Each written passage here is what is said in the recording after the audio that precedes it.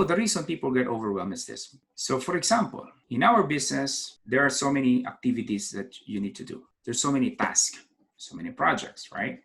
So kunwari, yan po yung mga activities natin. Things that you need to do. So kung meron kang listahan ng to-do list mo, nakikita mo, pagbukas mo, makikita mo lahat to, oh my God, ang dami ko pang gagawin. Ma-overwhelm ka. Ma-overwhelm ka, ano what will happen? You get paralyzed, you won't take action. That is the thing. So what you gotta do is you chunk this thing. So instead of focusing on all those things, una, i-unload mo, meron kang big list, nandun muna yan. Pero ang focus mo hindi sa big list mo. You focus on, say, picking this. Chunk muna. So this week, this will be your goal.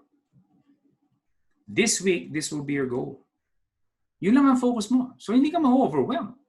You have 3 to 4 items to do this week. Once you're done with that, you go with this thing. Okay. Second week, ito naman.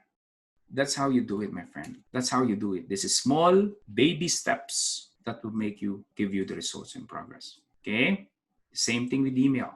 Gusto ko man sabihin, dapat meron ko ng 6 months email, but that would kill you. Wait, before you go, do not forget to click that red subscribe button below. I appreciate it. Thank you for watching.